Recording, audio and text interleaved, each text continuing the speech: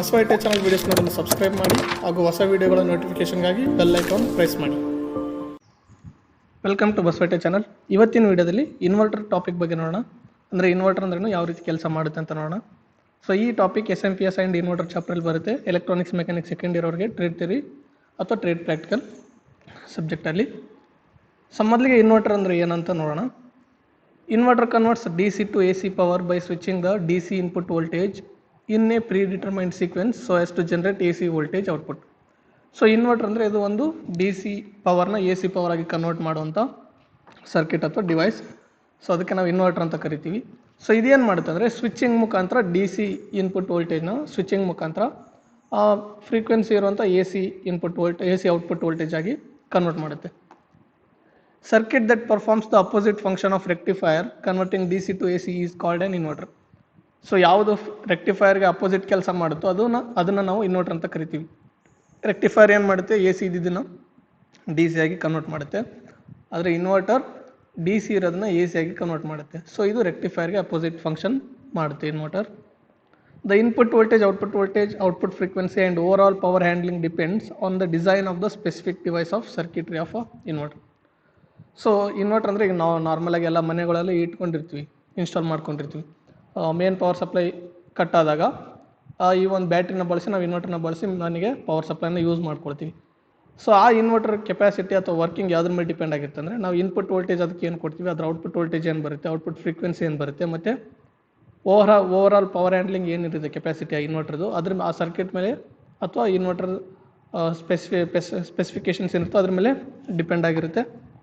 And the inverter does not produce any power, it only converts the DC battery power into AC power to load. So inverter ಯಾವುದೇ ಪವರ್ನ ತನ್ನಷ್ಟಕ್ಕೆ ತಾನೇ generate ಮಾಡಲ್ಲ. ಅದೇನು ಮಾಡುತ್ತೆ ಅಂದರೆ ಬ್ಯಾಟ್ರಿಯಿಂದ ಬರುವಂಥ DCನ AC ಆಗಿ ಕನ್ವರ್ಟ್ ಮಾಡಿ ಲೋಡ್ಗೆ ಕೊಡುತ್ತೆ. ಅದಿಷ್ಟು ಇನ್ವರ್ಟರ್ ಕೆಲಸ. ಅದರಿಂದ ಅದೇ ಯಾವುದು ಪವರ್ನ ಜನ್ರೇಟ್ ಮಾಡಲ್ಲ ಇನ್ವರ್ಟರ್. ಸೊ ನೆಕ್ಸ್ಟ್ ಒಂದು ಇನ್ವರ್ಟರ್ ಪಿಕ್ಚರ್ ನೋಡಿದ್ರೆ ಕಾಮನ್ ಇನ್ವರ್ಟರ್ ಈ ಥರ ಇರುತ್ತೆ. ಇದಕ್ಕೆ ನಾವು ಬ್ಯಾಟ್ರಿ ಕನೆಕ್ಟ್ ಮಾಡಿಕೊಂಡು ಬ್ಯಾಕಪ್ ಪವರ್ ಸಪ್ಲೈಗೆ ಯೂಸ್ ಮಾಡ್ಬೋದು, ಮೇನ್ ಪವರ್ ಸಪ್ಲೈ ಇಲ್ದಾಗೆ. ಸೊ ನಾವು ಯಾವ ರೀತಿ ಕೆಲಸ ಮಾಡುತ್ತೆ ಇನ್ವರ್ಟರ್. ಸೊ ಇದು ನೋಡ್ಬೋದು, simple block diagram. AC input supply ಕೊಟ್ಟಾಗ ಮೇನ್ಸಿಂದ ಬರೋಂಥ ಇನ್ಪುಟ್ ಸಪ್ಲೈ ಕೊಟ್ಟಾಗ ಏನಾಗುತ್ತೆ, ಆ AC ಏನಾಗುತ್ತೆ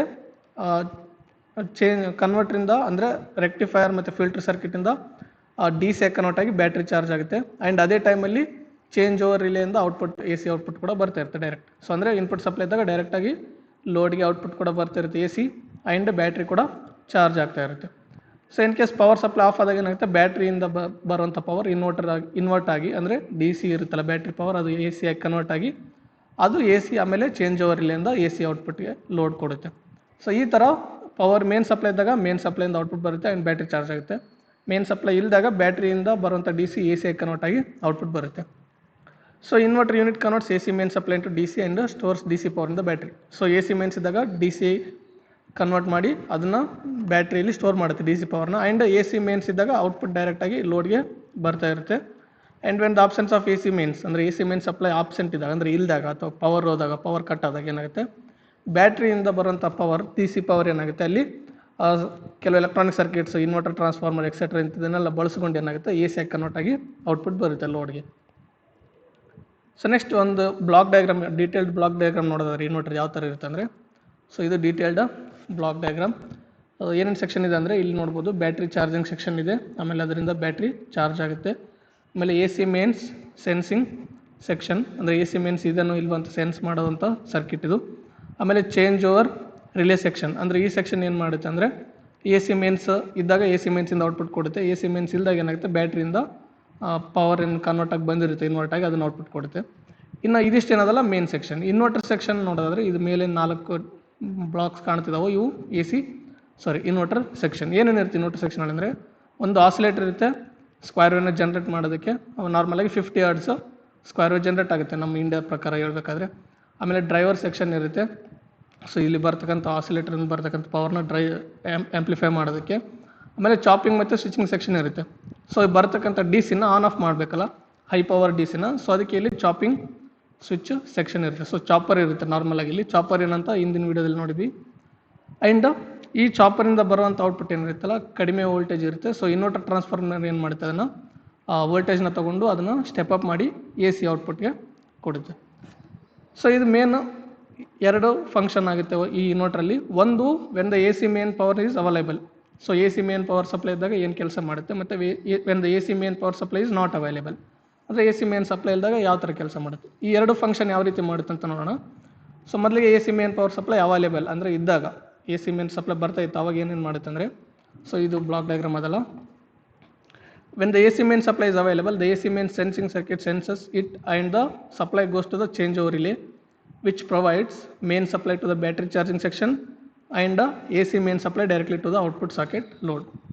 ಸೊ ಇಲ್ಲಿ ಇಲ್ಲಿಂದ ನಾವು ಒಂದು ಇನ್ವರ್ಟರ್ಗೆ ಇನ್ಪುಟ್ ಕೊಡ್ತೀವಿ ಈ ಸ್ವಿಚ್, ಈ ಪ್ಲಗ್ಗಿಂದ.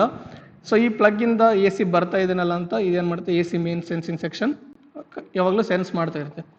So in case A C ಬರ್ತಾ ಇತ್ತು ಅಂದರೆ ಮೇನ್ ಪವರ್ ಸಪ್ಲೈ ಇದ್ದಾಗ A C main sensing section ಏನು ಮಾಡುತ್ತೆ ಅಂದರೆ ಚೇಂಜ್ ಓವರ್ ರಿಲೇಗೆ ಒಂದು ಸಿಗ್ನಲ್ ಕಳಿಸುತ್ತೆ, ಎ ಸಿ ಮೇನ್ ಸಪ್ಲೈ ಬರ್ತಾ ಇದೆ, ಅದನ್ನೇ ಡೈರೆಕ್ಟಾಗಿ ಔಟ್ಪುಟ್ ಸಾಕೆಟ್ಗೆ ಅಪ್ಲೈ ಮಾಡಿ ಅಂತ. ಸೊ ಅವಾಗ ಏನಾಗುತ್ತೆ, ಚೇಂಜ್ ಓವರ್ ಇಲ್ಲಿ ಬರ್ತಕ್ಕಂಥ ಡೈರೆಕ್ಟ್ ಎ ಸಿ ಏನು ಬರ್ತಿರುತ್ತೋ ಅದನ್ನೇ ತೊಗೊಂಡು ಔಟ್ಪುಟ್ ಸಾಕೆಟ್ಗೆ ಲೋಡ್ ಔಟ್ಪುಟ್ಟಲ್ಲಿ ಎ ಸಿ ಪವರ್ನ ಕೊಡುತ್ತೆ ಡೈರೆಕ್ಟಾಗಿ ಬರೋದನ್ನು.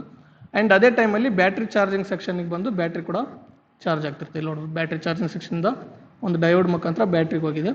ಸೊ ಡಯೋಡ್ ಯಾಕೆ ಹಾಕಿರ್ತಾರೆ ಅಂದರೆ ಇಲ್ಲಿ ಮೇನ್ ಪವರ್ ಸಪ್ಲೈ ಇದ್ದಾಗ ಈ ಡೈರೆಕ್ಷನಲ್ಲಿ ಹೋಗಿ ಬ್ಯಾಟ್ರಿ ಚಾರ್ಜ್ ಆಗಬೇಕು, ಮೇನ್ ಪವರ್ ಸಪ್ಲೈ ಇಲ್ಲದಾಗ ಮತ್ತು ಬ್ಯಾಟ್ರಿಯಿಂದ ರಿವರ್ಸ್ ಚಾರ್ಜ್ ಬರಬಾರ್ದು ಬ್ಯಾಟ್ರಿ ಚಾರ್ಜಿಂಗ್ ಸೆಕ್ಷನ್ಗೆ ಅಂತ ಈ ಒಂದು ಡಯೋಡ್ ಹಾಕಿರ್ತಾರೆ. ಸೊ ರಿವರ್ಸ್ ಕರೆಂಟ್ ಫ್ಲೋ ಆಗೋದನ್ನ ಬ್ಲಾಕ್ ಮಾಡುತ್ತೆ diode. Battery charging section converts A C mains into 12 or 24 volt D C voltage, then regulated and battery is charged using it. So battery charging ಸೆಕ್ಷನಲ್ಲಿ ಒಂದು regulated power supply section ಇರುತ್ತೆ. ಅದೇನು ಮಾಡ್ತಾರೆ ಅಂದರೆ ಈ ಬರುವಂಥ ಎ ಸಿನ 12 ಅಥವಾ 24 ವೋಲ್ಟ್ ಡಿ ಸಿ ಆಗಿ ಕನ್ವರ್ಟ್ ಮಾಡುತ್ತೆ. ಒಂದು ಬ್ಯಾಟ್ರಿ ಇಟ್ಟಿದ್ರೆ 12 ವೋಲ್ಟಿಗೆ ಕನ್ವರ್ಟ್ ಮಾಡುತ್ತೆ, ಎರಡು ಬ್ಯಾಟ್ರಿ ಹಾಕಿದ್ರೆ 24 ವೋಲ್ಟ್ಗೆ ಕನ್ವರ್ಟ್ ಮಾಡುತ್ತೆ. ಸೊ ಆ ಥರ ಕನ್ವರ್ಟ್ ಮಾಡಿದ್ರೆ ನಾವು ವೋಲ್ಟೇಜ್ ರೆಗ್ಯುಲೇಟ್ ಮಾಡಿ ಅದನ್ನು ಬ್ಯಾಟ್ರಿಗೆ ಅಪ್ಲೈ ಮಾಡುತ್ತೆ, ಅಂದರೆ ಸಪ್ಲೈ ಮಾಡುತ್ತೆ. ಆವಾಗ ಬ್ಯಾಟ್ರಿ ಏನಾಗುತ್ತೆ, ಅದರಿಂದ ಚಾರ್ಜ್ ಆಗುತ್ತೆ. There are special circuit for sensing the battery voltage and when the battery is full charged the charging is stopped. So ಕೆಲವೊಂದು ಬ್ಯಾಟ್ರಿ ಚಾರ್ಜಿಂಗ್ ಸೆಕ್ಷನಲ್ಲಿ ಎಕ್ಸ್ಟ್ರಾ ಸರ್ಕ್ಯೂಟ್ಗಳು ಇರ್ತವೆ. ಏನಂದರೆ ಆ ಬ್ಯಾಟ್ರಿ ಫುಲ್ ಚಾರ್ಜ್ ಆದಾಗ ಬ್ಯಾಟ್ರಿಗೆ ಯಾವುದೇ ರೀತಿ ಸಪ್ಲೈ ಹೋಗೋದು ನಿಂತು ಬಿಡಬೇಕು, ಅಂದರೆ ಬ್ಯಾಟ್ರಿ ಓವರ್ ಚಾರ್ಜ್ ಆಗೋದ್ರಿಂದ ಪ್ರೊಟೆಕ್ಟ್ ಮಾಡಬೇಕು. ಅದರಿಂದಾಗಿ ಬ್ಯಾಟ್ರಿ ಚಾರ್ಜಿಂಗ್ ಸೆಕ್ಷನಲ್ಲಿ ಈ ಥರ ಎಕ್ಸ್ಟ್ರಾ ಬೇರೆ ಸರ್ಕ್ಯೂಟ್ಗಳು ಕೂಡ ಇರ್ತವೆ.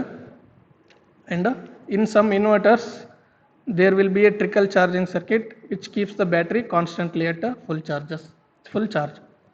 ಸೊ ಕೆಲವು ಇನ್ವರ್ಟರ್ಗಳಲ್ಲಿ ಏನು ಮಾಡುತ್ತೆ ಅಂದರೆ ಬ್ಯಾಟ್ರಿ ಫುಲ್ ಚಾರ್ಜ್ ಆದರೂ ಕೂಡ ಭಾಳ ಕಡಿಮೆ ಕರೆಂಟಲ್ಲಿ ಈ ಬ್ಯಾಟ್ರಿ ಚಾರ್ಜಿಂಗ್ ಸೆಕ್ಷನ್ ಕರೆಂಟ್ನ ಸಪ್ಲೈ ಮಾಡ್ತಾ ಇರುತ್ತೆ ಬ್ಯಾಟ್ರಿಗೆ ಯಾವಾಗಲೂ, ಯಾಕಂದರೆ ಬ್ಯಾಟ್ರಿ ಯಾವಾಗಲೂ ಫುಲ್ ಚಾರ್ಜ್ ಆಗಿರಲಿ ಅಂತ. ಸೊ ಇದಿಷ್ಟು ಕೆಲಸ ಮೇನ್ ಪವರ್ ಸಪ್ಲೈ ಇದ್ದಾಗ ಆಗುತ್ತೆ. ಇನ್ನು ಇಲ್ದಾಗ ಏನೇನಾಗುತ್ತೆ ಅಂತ ನೋಡೋದಾದರೆ ಸೇಮ್ ಅದೇ ಬ್ಲಾಕ್ ಡಯಾಗ್ರಾಮ್. ಸೊ ಇಲ್ಲಿ ಈ ಇನ್ವರ್ಟರ್ ಸೆಕ್ಷನ್ ಕೆಲಸಕ್ಕೆ ಬರುತ್ತೆ. ಯಾವ ಥರ ಅಂತ ನೋಡೋದಾದರೆ, under the absence of the A C main power supply and oscillator circuit inside the inverter producers a 50 Hz trigger signal. So A C main supply ಇಲ್ದಾಗ ಏನಾಗುತ್ತೆ, A C main sensing section ಏನಾದವು A C main supply ಇಲ್ಲ ಅಂತ change over relay ಸೆಕ್ಷನ್ಗೆ ಒಂದು signal ಕಳಿಸುತ್ತೆ. So ಈ change over relay ಸೆಕ್ಷನ್ಗೆ ಬ್ಯಾಟ್ರಿಯಿಂದ ಕೂಡ ಇನ್ಪುಟ್ ಬರ್ತಾ ಇರುತ್ತೆ. ಇಲ್ಲಿ ನೋಡ್ಬೋದು ಡಿ ಸಿ ವೋಲ್ಟೇಜ್ ಟು ಇಲ್ಲಿ ಪಾಸಿಟಿವ್ ಇಂದ ಔಟ್ಪುಟ್ ಇನ್ಪುಟ್ ಬರ್ತಿದಲ್ಲ. ಸೊ ಇದನ್ನು ಚೇಂಜ್ ಓವರ್ ರಿಲೇ ಏನು ಮಾಡುತ್ತೆ, ಈ ಪವರ್ನ ತೊಗೊಂಡು ಆಸಿಲೇಟರ್ ಸೆಕ್ಷನ್ಗೆ ಕಳಿಸುತ್ತೆ. ಇಲ್ಲಿ ನೋಡ್ಬೋದು ಚೇಂಜ್ ಓವರ್ ರಿಲೇಯಿಂದ ಔಟ್ಪುಟ್ ಕೂಡ ಹೋಗಿದೆ. ಈ ಡಿ ಸಿ ಸಪ್ಲೈ ಆಸಿಲೇಟರ್ ಸೆಕ್ಷನ್ಗೆ ಹೋಗುತ್ತೆ. ಈ ಆಸಿಲೇಟರ್ ಏನು ಮಾಡುತ್ತೆ ಅಂದರೆ 50 Hz ಸ್ಕ್ವೇರ್ ಸಿಗ್ನಲ್ಸ್ನ ರೆಡಿ ಮಾಡುತ್ತೆ. ಆಮೇಲೆ ಅದನ್ನು ಡ್ರೈವರ್ ಸೆಕ್ಷನ್ ಆಂಪ್ಲಿಫೈ ಮಾಡುತ್ತೆ. This trigger signal is amplified by the driver section and applied to the chopper or switching section. So ಈ ಡ್ರೈವರ್ ಸೆಕ್ಷನ್ ಏನು ಮಾಡುತ್ತೆ, ಇಲ್ಲಿ ಬರತಕ್ಕಂಥ ಆಸಿಲೇಟರಿಂದ ಬರ್ತಕ್ಕಂಥ ಸಿಗ್ನಲ್ನ ಆಂಪ್ಲಿಫೈ ಮಾಡಿ ನೆಕ್ಸ್ಟ್ ಅದನ್ನು ಚಾಪರ್ ಅಥವಾ ಸ್ವಿಚಿಂಗ್ ಸೆಕ್ಷನ್ಗೆ ಅಪ್ಲೈ ಮಾಡುತ್ತೆ. ಈ ಚಾಪರ್ ಸ್ವಿಚಿಂಗ್ ಸೆಕ್ಷನ್ ಏನು ಮಾಡುತ್ತೆ ಅಂದರೆ ಬರೋಂಥ ಡಿ ಸಿನ ಎ ಸಿಗೆ ಕನ್ವರ್ಟ್ ಮಾಡುತ್ತೆ. ಯಾವ ಥರ ಅಂದರೆ the semiconductor switching devices like SCR, triac, MOSFET, IGBT etcetera are connected to the primary winding of the inverter transformer and start switching or chopping the battery DC supply at a rate of 50 Hz. So ಈ chopper ಅಥವಾ switching circuit ಏನು ಮಾಡುತ್ತೆ ಅಂದರೆ ಇಲ್ಲಿ ಬರುವಂಥ D ಸಿನ 50 Hz on off ಮಾಡೋಕ್ಕೆ start ಮಾಡುತ್ತೆ. ಅಂದರೆ 1 ಸೆಕೆಂಡ್ಗೆ 50 ಪಾಸಿಟಿವ್ ಸೈಕಲ್ 50 ನೆಗೆಟಿವ್ ಸೈಕಲ್ಸ್ ಆ ಥರ ಬರುವಂಗೆ ಇದು ಆನ್ ಆಫ್ ಆಗುತ್ತೆ ಚಾಪರ್. ಸೊ ಆ ಥರ ಆದಾಗ ಏನಾಗುತ್ತೆ 50 Hz AC ಇಲ್ಲಿ ಔಟ್ಪುಟ್ ಬರುತ್ತೆ ನಮಗೆ. ಸೊ ಎಷ್ಟು ವೋಲ್ಟೇಜ್ ಬರುತ್ತೆ ಔಟ್ಪುಟ್ ಅಂದರೆ ಬ್ಯಾಟ್ರಿ ಎಷ್ಟು ವೋಲ್ಟೇಜ್ ಇರುತ್ತೋ ಅಷ್ಟು ವೋಲ್ಟೇಜ್ ನಮಗೆ ಇಲ್ಲಿ AC ಔಟ್ಪುಟ್ ಬರ್ತಾ ಇರುತ್ತೆ ಇವಾಗ. ಸೊ ನೆಕ್ಸ್ಟ್ ಏನಾಗುತ್ತೆ ಅಂದರೆ this switching action of the MOSFET or transistors produce 50 Hz alternating signal at the primary of the inverter transformer. So ಈ ಚಾಪರ್ ಸೆಕ್ಷನ್ ಏನು ಮಾಡ್ತಾರೆ 50 Hz ಇರೋಂಥ AC ಸಿಗ್ನಲ್ಸ್ನ ಔಟ್ಪುಟ್ ಕೊಡುತ್ತೆ.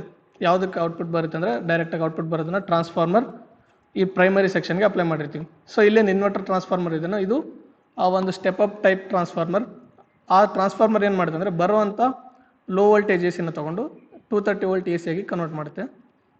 Thus at 220 volt AC supply is available at the secondary of the inverter transformer. So ಇಲ್ಲಿ ನಾವು battery ಎಷ್ಟು volt ಇರುತ್ತೋ ಅಷ್ಟು ವೋಲ್ಟ್ ಎ ಸಿ ಬರ್ತಾ ಇರುತ್ತೆ. ಅದನ್ನು ಇನ್ಪುಟ್ ಕೊಟ್ಟಾಗ ಇನ್ವರ್ಟರ್ ಟ್ರಾನ್ಸ್ಫಾರ್ಮರ್ ಏನು ಮಾಡುತ್ತೆ ಅಂದರೆ ಅಪ್ ಟು 220 ಅಥವಾ 230 ವೋಲ್ಟ್ವರೆಗೂ ಸ್ಟೆಪ್ ಅಪ್ ಮಾಡಿ ಅದನ್ನು ಎ ಸಿ ಔಟ್ಪುಟ್ ಕೊಡುತ್ತೆ. ಸೊ ಆ ಎ ಸಿ ಔಟ್ಪುಟ್ 50 ಹರ್ಟ್ಸ್ ಮತ್ತು 220 ವೋಲ್ಟ್ಸ್ ಇದ್ದರೆ 220 ವೋಲ್ಟ್ಸ್ ಬರುತ್ತೆ. 230 ವೋಲ್ಟಿಗೆ ಡಿಸೈನ್ ಮಾಡಿದರೆ 230 ವೋಲ್ಟ್ ಔಟ್ಪುಟ್ ಬರುತ್ತೆ. ನೆಕ್ಸ್ಟ್ ಆ ಔಟ್ಪುಟ್ ಬಂದಿರೋದು ಮತ್ತೆ ರಿಲೇ ಚೇಂಜ್ ಓವರ್ ಸೆಕ್ಷನ್ಗೆ ಹೋಗುತ್ತೆ.